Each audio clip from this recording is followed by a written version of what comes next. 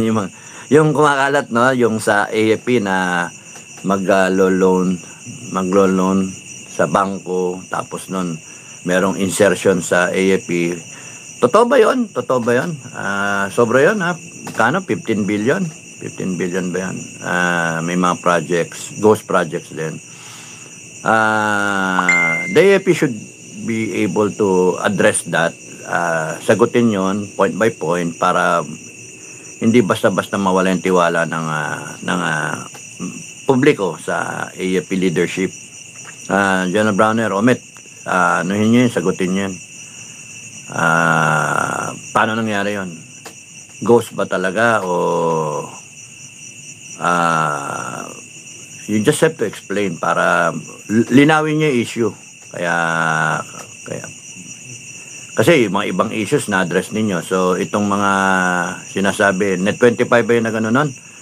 So i-address niyo yun para hindi masira yung institusyon. No? Kasi you owe it to the men in uniform, yung mga men in ranks na mahirap yon kasi pag nawala yung tiwala, magkaroon ng break sa leadership magkaroon ng break sa chain of command, no? And it's gonna be a problem. Eventually, it's gonna be a problem. So yun lang, advice lang sa inyo. You say na fake news ba yun o kung hindi, kung totoo yun, okay, here's the deal, bakit nagkaganon, etc. etc. Where was it spent? Yung 15 billion yun, it was spent over a period of time. Sagutin nyo, yun lang, para hindi mag-speculate yung mga tao. Kasi ang problema ngayon ng AFP tsaka PNP yung unti-unting na-erode yung tiwala Ang sinasabi ngayon ng mga tao, lang tayo asahan sa AFP tsaka sa PNP. Kaya mga MUP, worried kami. Pati kami na-stress Hindi dapat ganon. You're the soldiers of the Filipino people. So, it is but proper na you are also aware of the news, what's happening, and kung explain to the people. Ano yung 15 billion na yung sinasabi na sa mga SOCMED, no? Yun yung sa akin. Tapos, may nagsabi sa akin, maraming troop movements ngayon, pati sa Mindanao, magre-reinforce sa Manila. So the perception is, yung rally bukas, pinaghahandaan. Now, I hope na hindi magkakagulo-gulo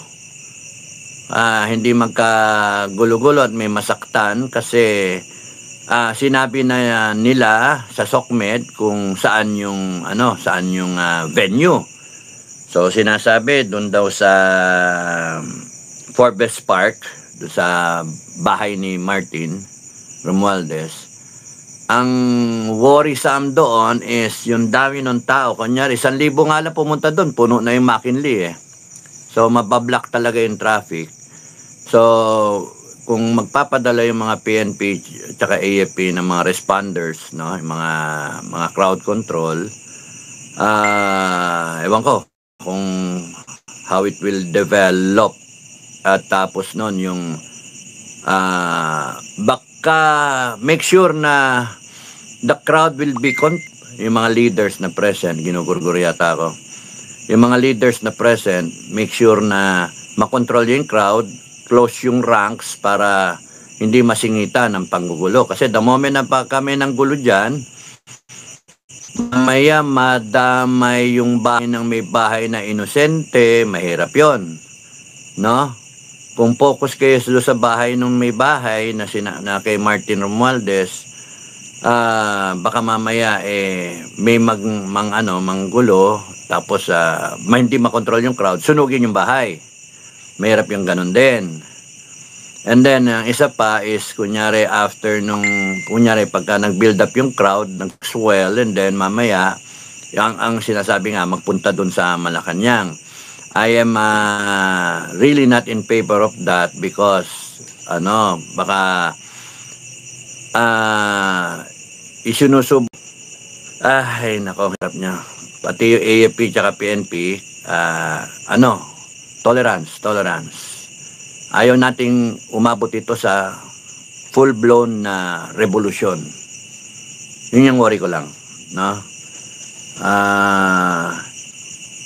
Kasi I hate it na pagka kunyaring ako mismo lalabas na galit dahil sa may masaktan eh. Kaya sana you do it kung peaceful rally. Kung yun yung peg. Ngayon kung peg nyo is People's Revolution, ang dating nun talaga is patay kung patay. Mamaya merong may matsugi, magkakapikunan na. Kung merong mga nagsasalita, nagbibigay ng testimonya, sinisira pa. Yun yung pangit eh. Talagang Kaya, kung continuously ganyan na mangyayari, continuous na magagalit yung mga tao because imbis na makwel yung tao, lalong lumalabas yung damdamin ng tao, yung galit ng tao. Now, ang caught in between is the AFP and the PNP. The people are asking the AFP and PNP be the soldiers and the police of the people, be the protectors of the people. Now, what we have is an abusive government, syndicate, corrupt government, and talagang abuso sa power. So, ang kinakailangan talaga dyan, AFP and PNP should rise up to the occasion. Now, if the AFP and PNP will continue to support this government, which is corrupt and galit ang taong bayan, it will appear na yung AFP and PNP is complicit to the continuing crime of plunder. So, walang tatakbuhan ng tao. Pagka wala ng tatakbuhan ng tao, ang labas niyan, magre-revolusyon ng tao. So, you bear that in mind. Everyone, please bear that in mind. Because pagka nag-revolusyon na tayo, wala nang pigilan yon, patayan na talaga yon. Ngayon, ang peg ngayon ng rally bukas people power na people's revolution So, one step up the ladder na from peaceful na rally magiging people power, people's revolution. So, tingnan natin how it will develop tomorrow. Meanwhile, expect that the AFP and the PNP will be there because they know the plan of how and what will happen, no? From the Forbes Park venue to the Malacanang. So, pagdasalan lang natin na walang masaktan bukas. No, both sides, walang masaktan bukas. Pag kami nasaktan bukas, both sides, ang mangyayari dyan, one level up ulit. No more Mr. Nice Guy. Ganun ang mangyayari. Because madedefine where the AFP and the PNP will stand. Magkakaroon ng conclusion na ang AFP and PNP are complicit dun sa crime of plunder. And they are the ones violating the Constitution and continue to violate the Constitution, and they are the ones helping these corrupt officials escape yung reckoning ng taong bayan. So magulong Pilipinas. Magulong Pilipinas. Sakit sa ulo. Ayun, laki ng buwan laki ng buwan. Blood moon. Laki ng buwan. Talagang may blood bukas. Pagdasal natin yung mga kababayan natin. Ano pa ang mga development? So, gusto kong magulo kasi yung mga leader, mahirap basahin yung mga leader. May kanya-kanyang agenda kasi. Yun yung problema So, based sa mga kausap ko, tomorrow I'll be in Manila. I'll be in Manila tomorrow for a series of meetings, no? Meeting sa mga kaibigan tsaka mga kagrupo, no? I'll be in Manila tomorrow and I'll be around the corner to see what's happening also. But it's very important kasi kami naman gusto namin pag-usapan yung Day of Reckoning sa October 31. Remember, yung bukas is a Sunday. Happy Sunday sa lahat. Happy Sunday. Simba muna kayo bago kayo mag-rally. Sunday bukas. So, I hope it's very clear what you wish to accomplish tomorrow. It's a Sunday, and what follows next is a Monday. Pasok yung mga tao.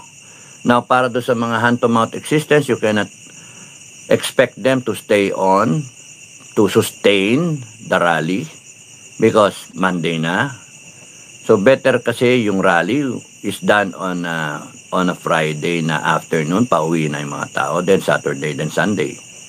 So, yung question about sustaining the rally, pwede kasi Saturday, Sunday. That's why, ang suggestion ko nga, at suggestion ninyo is 31 October. So that people will have time to go out. And people might opt to sacrifice na hindi na pumunta sa pansyon at doon na lang tayo sa kalsada mag-offer ng kandila sa mga namatay natin. Doon tayo mag-Halloween, doon tayo offer ng prayers doon sa mga